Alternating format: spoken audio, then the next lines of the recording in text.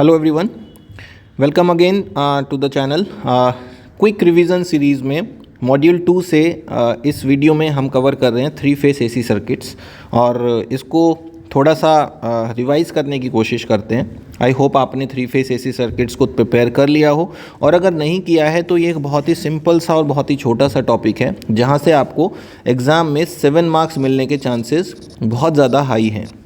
ठीक है, क्योंकि यहाँ पर आपको बहुत ज़्यादा कुछ करना नहीं होता है, राइट। तो आप इस वीडियो की हेल्प से क्वेश्चंस को प्रिपेयर कीजिए, टॉपिक्स को प्रिपेयर कीजिए और उसके बाद आप इस टॉपिक को एग्ज़ाम में अटेम्प्ट कीजिए। तो ब्रॉड बेसिस पर देखा जाए तो क्विक रिवीजन सीरीज़ में हमारे पास सबसे पहले आता है सिंगल फेस एंड 3 फेस में कंपैरिजन। ठीक है, जब आप दोनों सिस्टम्स को कंपेयर करते हो तो वहाँ पर आपके पास 3-4 पॉइंट्स आते हैं। जैसे सिंगल फेस में आप जब पढ़ के आए हो तो आप वहाँ पर देखते हो कि जो पावर है वो पल्सेटिंग इन नेचर है। पल्सेटिंग इन नेचर मतलब ये वाला नेचर आपका होता है। आप आरएल सर्किट्स में, आरसी में, आरएलसी में, आर में, एल में, सी में, वहाँ पर आप पावर का एक नेचर देखते हो। ये वाला जो मैंने नेचर बनाया, this is for the resistive case. ठीक है, एल के केस में आपका जो पावर आता है वो अल्टरनेटिंग इन नेचर आ जाता है, जिससे ही वजह से आपका जो नेट पावर है वो पूरा का पूरा ज़ीरो हो जाता है। सी के केस में वापस से आपको सेम इसी तरह का पावर मिलता है, नेगेटिव साइड से आपका शुरू होता है। आरएल सर्किट में आप जाएंगे तो भी आपको अल्टरनेटिंग नेचर का मिलेगा, इस तरह का जो डबल फ्रीक्वेंसी का होता है। ठीक है, सप्लाई से डबल फ्रीक्वेंसी का।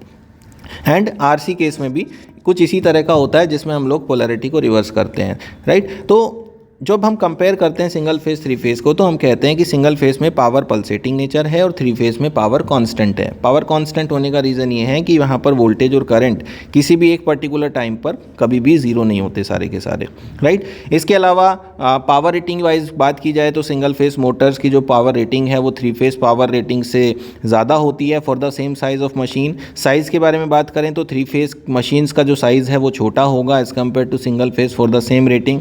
अब जो वाइंडिंग्स हैं, वाइंडिंग में लगने वाला जो मटेरियल है वो 3 फेस में कम लगेगा सिंगल फेस से for the same size ratings. ठीक है, तो ये कुछ 3-4 पॉइंट्स हैं जो 3 फेस को सुपीरियर बनाते हैं सिंगल फेस से। लेकिन एक प्रॉब्लम 3 फेस में हमेशा है, वो ये है कि हम इसको घरों में यूज़ नहीं कर सकते। मतलब छोटे मोटे मशीनों के लिए, छोटे पावर रेटिंग्स के लिए we can not use the 3 phase. इसके बाद हमारे पास आता है स्टार और डेल्टा का डेरिवेशन। ठीक है, स्टार और डेल्टा में हम लोग फाइंड आउट करते हैं कि line voltage and phase voltage में क्या रिलेशंस है and line current and face currents में क्या रिलेशन है। इसके पहले आता है हमारे पास एक छोटा सा 2 नंबर का सवाल का जो टॉपिक है वो है phase sequence. Face sequence basically वो ऑर्डर है जिसमें आपकी जो साइनसोइडल फंक्शंस हैं वो मैक्सिमम वैल्यू को अटेन करती हैं। जैसे हमारे पास एक फेस वोल्टेज है V one equals to V M sine omega T, V2 equals to V M sine omega T minus 120 degree and V3 equals to V M sine omega T minus 240 degree. हम देखते हैं यहाँ पर 3 face voltages हैं, 1 2 3, these are the phase voltages, right. तीनों का maximum value same है। तीनों के बीच में जो एंगल डिफरेंस है वो 120 डिग्री का है। ठीक है, ये 0 डिग्री है, ये 120 है माइनस का, और ये माइनस 240 है।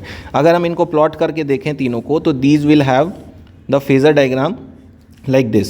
This is V1 on the 0 degree, this is V2 on minus 120 degree and this is V3 on another minus 120। ठीक है, तो तीनों के बीच में 120 डिग्री का डिफरेंस है। और जब आप इनकी वेवफॉर्म्स प्लॉट करते हैं तो जो वेवफॉर्म्स हैं वो वेवफॉर्म्स कुछ इस तरह की प्लॉट होती हैं, राइट। इसमें हम लोग ये कहते हैं कि जब तीनों वेवफॉर्म्स को जब प्लॉट करके देखो तो ये है हमारा V1, ये है V2, ये है V3, तो जिस ऑर्डर में ये अपनी मैक्सिमम पीक वैल्यू को अटेन करती हैं वो कहलाता है phase sequence. So for these 3 waveforms we have phase sequences 1 2 3, right. इसके बाद स्टार कनेक्शन की अगर बात करें तो स्टार कनेक्शन हमारा कुछ इस तरह का नज़र आता है। हम लोग एक कनेक्शन एस्टेब्लिश करेंगे, 3 कॉइल्स को एक स्टार कनेक्शन में कनेक्ट करेंगे। तीनों कॉइल एक दूसरे से 120 डिग्री के डिफरेंस पे होगी। यहाँ पर हम देखते हैं कि जो भी वोल्टेज एक फेज़ और एक न्यूट्रल के बीच में है उसको फेस वोल्टेज कहते हैं, और जो 2 फेजेस के बीच में है उसको लाइन वोल्टेज कहते हैं। डेफिनेशन वाइज अगर आपसे पूछा जाए what is phase voltage, what is line voltage, तो जो वोल्टेज अक्रॉस द कॉयल है वो फेस वोल्टेज है और जो वोल्टेज अक्रॉस 2 फेजेस है वो लाइन वोल्टेज है, राइट। यहाँ पर जब आप डायग्राम बनाएं तो हमेशा ध्यान रखें कि कोई गलती ना हो लिखने में, क्योंकि जब आप डायग्राम ही गलत बनाते हैं तो आगे एक बैड इंप्रेशन जाता है इवेल्युएटर के ऊपर। तो ये हमारा फेज़ नंबर 1 है, इसके 120 डिग्री पे फेज़ नंबर 2 है, उसके अनदर 120 पे फेज़ नंबर 3 है। जो करंट फेज़ के थ्रू जाएगा वो फेज़ करंट कहलाएगा और जो करंट लाइन से जाएगा वो लाइन करंट कहलाएगा। आपको अगर I1 I2 I3 IR IY IB या ये सब नाम याद नहीं होते तो आप सिंपल फेस और लाइन के टर्म में उसको मार्क कीजिए, उससे कोई प्रॉब्लम नहीं है। ठीक है। अब आप इस डायग्राम में देखते हैं कि जो IP है वही IL के बराबर है, क्योंकि दोनों के दोनों सेम लाइन में सीरीज में कनेक्ट हैं। तो यहीं से आपको मिल जाता है IP की वैल्यू IL के बराबर है। जबकि आप लाइन वोल्टेज को अगर ध्यान से देखें तो ये एक फेस वोल्टेज है, ये भी एक फेस वोल्टेज है और ये भी एक फेस वोल्टेज है। तो आप किसी भी एक लाइन वोल्टेज को देख लीजिए जो फेज नंबर 1 और फेज नंबर 2 के बीच में है, वो आपके दो फेस वोल्टेजेस के डिफरेंस के बराबर है, राइट। मान लीजिए ये VP1 है, ये VP2 है, तो यहाँ पर आपका जो VL1 होगा वो VP1 माइनस VP2 के बराबर है, राइट, क्योंकि आपने 1 को पॉजिटिव माना है। तो you can write the name V12 here. हम 1 और 2 के बीच में बात कर रहे हैं तो 1 और 2 को V12 लिख सकते हैं। 1 पॉजिटिव है, 2 नेगेटिव है, और अगर 1 पॉजिटिव है 2 नेगेटिव है तो this will become equals to V1 minus V2। V1 कौन सा है, इसको हम V1 कह रहे हैं, इसको हम V2 कह रहे हैं, क्योंकि ये 2 के साथ है वो 1 के साथ है, राइट। फिर जब हम लोग फेज़र प्लॉट करते हैं तो फेज़र में एक मोस्ट कॉमन मिस्टेक हम लोग देखते हैं कि हम फेज़र ढंग से बना नहीं पाते, राइट। तो फेज़र बनाने के लिए हमें सबसे पहले ध्यान रखना है कि हम लोग फेस वोल्टेज से शुरुआत करें। ये हमारा पहला फेस वोल्टेज है, ये दूसरा फेस वोल्टेज है, ये तीसरा फेस वोल्टेज है। हमारे पास 3 फेस वोल्टेजेस होती हैं जो तीनों 120 डिग्री से लाई कर रही हैं। अब तीनों फेस वोल्टेजेस से उनके respective phase currents phi angle से लैग करेंगे अगर हमारा इंडक्टिव लोड है तो, राइट। तो हम लोग 3 करंट बनाते हैं। यहाँ पर ये I1 करंट हो गया, ये I2 करंट हो गया, ये I3 करंट हो गया। ये तीनों फेस करंट्स हैं। अगर आप यहाँ पर देखें तो this is we are calling I1, this is we are calling I2 and this is we are calling I3, ठीक है। अब आपने सर्किट से देख लिया कि जो I1 है वही IL के बराबर है, तो all these currents are also equals to their respective line currents, तो all are the line currents also. अब हमें लाइन वोल्टेज की ज़रूरत है, तो हमने अभी भी देखा कि जो लाइन वोल्टेज है वो 2 फेज़ के वोल्टेज के फेज़र सम के बराबर है। फेज़र सम में हमने देखा कि जो V12 है, सारी वोल्टेज बनाने की ज़रूरत नहीं है, कोई भी एक वोल्टेज बना दीजिए V12, that is V1 minus V2। V1 यहाँ है तो V2 जो है वो माइनस में अपोजिट डायरेक्शन में आप प्लॉट करके ऑब्टेन कर लेंगे, दिस इज़ माइनस V2। और जब आप इन दोनों का फेज़र सम प्लॉट करेंगे तो एक परफेक्ट पैरेललोग्राम बनना दिखना चाहिए। कुछ लोग पैरेललोग्राम ही नहीं बना पा रहे हैं, हम देख रहे हैं एग्जाम्स में जो स्टूडेंट्स हैं वो पैरेललोग्राम ही नहीं बना पा रहे हैं। तो एक पैरेललोग्राम का मतलब पैरेललोग्राम से ही है, ये लाइन इसके पैरेलल होनी चाहिए, ये लाइन इसके पैरेलल होनी चाहिए, एक अच्छा शेप नज़र आना चाहिए, और जो आपका यहाँ से रिजल्टेंट ऑब्टेन्ड होगा वो आपका कहलाएगा V12। इसके बाद आप यहाँ पर सारे नेसेसरी एंगल्स को और सारे एंगल वो सब शो करें। जैसे ये वाला एंगल हमारा फाई एंगल है, ये वाला हमारा एंगल 60 डिग्री है, क्योंकि ये पूरा का पूरा 120 डिग्री था तो उसका आधा एंगल 60 डिग्री होगा। और यहाँ से हम लोग ड्राइव करके निकाल लेते हैं VL का वैल्यू √3 V फेस के बराबर है। ये आपका स्टार कनेक्शन हो गया। अब जब आप पावर की बात करते हैं तो पावर में हम कहते हैं P equals to VI cos phi होता है सिंगल फेस के लिए। तो 3 फेस की जो पावर है वो 3 times of single phase power होगी, ठीक है, 3 times of single phase power, 3 into single phase power. अब single phase power VI cos phi है तो यहाँ हमें 3 times of VI cos phi मिल जाएगी। लेकिन ध्यान देने वाली बात यह है कि ये जो VI cos phi है सिंगल फेस में पावर और फेज़ और लाइन के बारे में हम कुछ नहीं लिखते हैं, लेकिन 3 फेस में फेज़ और लाइन के बारे में बात होती है। तो basically in single phase that V is considered as phase voltage, I is considered as phase current. क्योंकि हम लोग अगर सिंगल फेस को ध्यान से देखें तो ये इस तरह का सिंगल फेस नज़र आता है, ये हमारा होता है करंट और ये हमारा होता है V। तो बेसिकली अगर हम इसको 3 फेस से कंपेयर करें तो ये हमारा कॉयल है और उस कॉयल के अक्रॉस जो मेजर होने वाली वोल्टेज है उसको हम कहते हैं फेस वोल्टेज, तो दिस इज़ VP। और जो भी करंट इसके थ्रू जाएगा वो है IP, और यही सेम IP करंट हमारा आगे लाइन से होते हुए लोड से जा रहा है। तो दिस IL और IP for single phase are equal, that is why the single phase power is VI cos phi, but in 3 phase it will be known as VPIP cos phi, that is why for 3 phase power become 3 times of VPIP cos phi। And when you put the line relations from star के लिए आपके पास है VL equal to √3 V face and IL equals to I phase, तो power आपके पास आ जाता है √3 times of VL/IL cos phi in watt. Similarly आपका एक्टिव पावर हो गया, ये रिएक्टिव पावर हो जाएगा Q equal to √3 VL/IL sin phi या 3 times of VPIP sin phi, unit है वोल्ट एम्पियर रिएक्टिव, और अपरेंट पावर हो जाएगा √3 टाइम्स ऑफ VL/IL और 3 टाइम्स ऑफ VPIP, यूनिट है वोल्ट एम्पियर। डेल्टा की बात करते हैं। डेल्टा में हम लोग एक डेल्टा को कंसिडर करते हैं। डेल्टा हमारा कुछ ऐसा नज़र आता है, एक ट्रायंगुलर शेप का डेल्टा नज़र आएगा। ये नंबर 1 है, ये नंबर 2 है, ये नंबर 3 है। अब अगेन सेम चीज़ है, जो कॉइल के अक्रॉस वोल्टेज है वो Vp है और जो दो फेस के अक्रॉस है वो VL है। तो ये आपका Vp है, ये आपका VL है। यहाँ पर जो करंट फेस से जा रहा है, कॉइल से जा रहा है, वो आई फेस है और जो लाइन से जा रहा है वो लाइन है। सबसे पहले तो हमें ये ध्यान रखना है कि फेस कौन सा है, लाइन कौन सा है। फिर आप सर्किट में देखते हैं कि जो फेस है वही लाइन वोल्टेज के बराबर है, क्योंकि ये टर्मिनल और ये टर्मिनल दोनों एक ही पोटेंशियल पर हैं, साथ ही साथ ये टर्मिनल और ये टर्मिनल दोनों सेम पोटेंशियल पर है। That is why we got VL equals to VP। तो एक ही रिलेशन हमें यहाँ से मिल जाता है। उसके बाद आप अगर इस पर्टिकुलर पॉइंट नंबर 1 पे KCL लगाते हैं तो KCL लगा के आप देखते हैं कि जो लाइन करंट है वो दोनों फेस करंट के डिफरेंस के बराबर है KCL के अकॉर्डिंग। ठीक है, तो आप अगर इसको IP1 दें और ये आपका IP2 है और ये आपका IP3 है, तो आप देखेंगे कि जो इनकमिंग करंट है that should be equals to the outgoing currents, and from here you get IL is equals to IP1 minus IP2। ये एक रिलेशन आपको मिल गया है। इसका मतलब ये है कि फेस करंट 1 और फेस करंट 3 के डिफरेंस के बराबर आपका लाइन करंट है। इसके लिए आपको बनाना है phasor.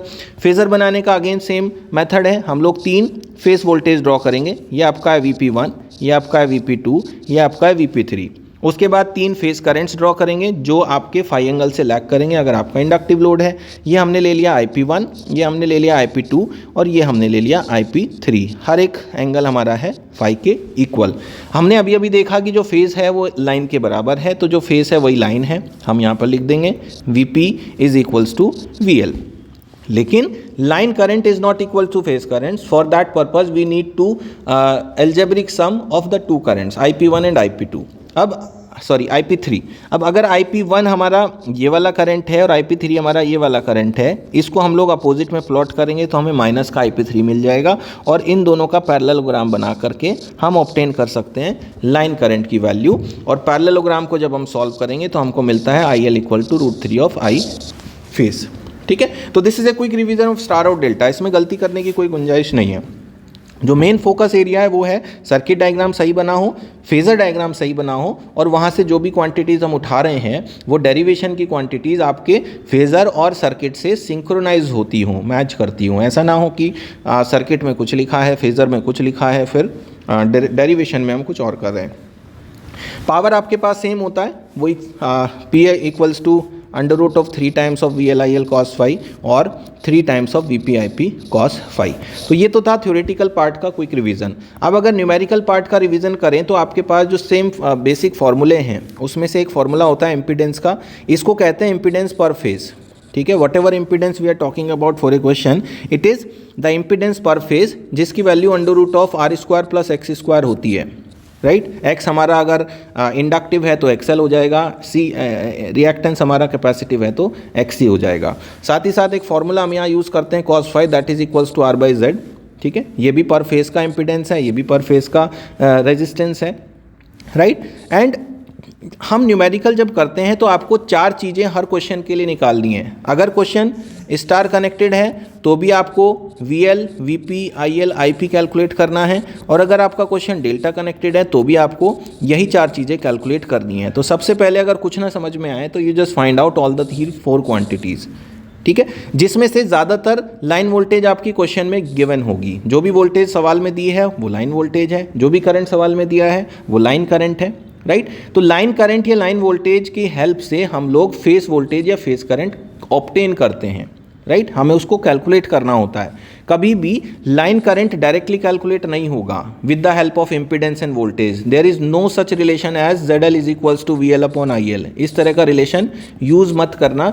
There is a relation ZP is equals to VP upon IP, जो कि ओम्स लॉ के अकॉर्डिंग है, क्योंकि everything is connected in phase. If you are using impedance somewhere that should be taken from the phase only, क्योंकि impedance is connected in phase only, not in the line. Right, तो formula face के term में लगना चाहिए, line के terms में कभी नहीं लगना चाहिए। इसी तरह से cos phi निकालते हुए we consider the phase impedance, we consider the phase resistance. Right, तो ये 4 चीज़ें आपको हमेशा कैलकुलेट करनी है and your focus should be always to find out the phase current with the help of impedance अगर पॉसिबल है तो। अदरवाइज लाइन करंट को हम डायरेक्टली कैलकुलेट कर सकते हैं अगर पावर वगैरह गिवन है तो। राइट, पावर जो कि √3 VLIL cos phi होती है, पावर दिया है, पावर फैक्टर दिया है, लाइन वोल्टेज दिया है, तो we can find the line current directly from the formula. अब एक जो कॉमन प्रॉब्लम सबके साथ आती है वो आती है कि कोई कोई न्यूमेरिकल स्टार और डेल्टा दोनों से ही करना होता है। आपको डेटा स्टार का दिया है, कैलकुलेट करने के लिए डेल्टा का कह दिया है, तो आप ध्यान रहे कि जब आप स्विच करते हैं एक कनेक्शन से दूसरे कनेक्शन में, मान लीजिए स्टार टू डेल्टा कर रहे हैं या डेल्टा टू स्टार कर रहे हैं, तो आपको जो क्वांटिटीज़ कैरी करनी है कनेक्शन से दूसरे कनेक्शन में, वो सबसे पहले है एक line voltage. Line voltage should be same for both the two connections, इसमें कोई बदलाव नहीं होगा। Impedance should be same for both the connections, जो इम्पिडेंस स्टार का है वो इम्पिडेंस डेल्टा का होगा, डजेंट मैटर कि किस टाइप का कनेक्शन है। Power factor is also same. In 3 quantities के अलावा कोई भी दूसरी क्वांटिटी को आप कैरी करके सॉल्व नहीं करेंगे, अदरवाइज 100% वो गलत होगा। आप लाइन वोल्टेज को कैरी करके जाइए, आप इम्पिडेंस को कैरी करके जाइए, आप कॉस फाई को कैरी करके जाइए, और इनकी हेल्प से with the help of other relations of line and face quantities आप दूसरी वैल्यूज़ को ऑब्टेन करें। आपको पता है स्टार डेल्टा में दोनों में ही लाइन वोल्टेज से फेस वोल्टेज कैलकुलेट हो जाता है। अगर आपके पास इम्पिडेंस है तो you can directly find I P as V P upon Z P, और अगर आपके पास आई पी आ गया तो आई एल को आप निकाल सकते हैं with the help of the relation of star और डेल्टा, राइट। तो ये आपका क्विक रिवीजन हो गया 3 फेज एसी सर्किट्स का, जहां से एक क्वेश्चन आने की पूरी प्रोबेबिलिटी एग्जाम में रहेगी, right. In our next video we will consider the quick revision topic resonance, उसके ऊपर हम लोग नेक्स्ट वीडियो क्रिएट करेंगे। Thank you so much for watching, thank you.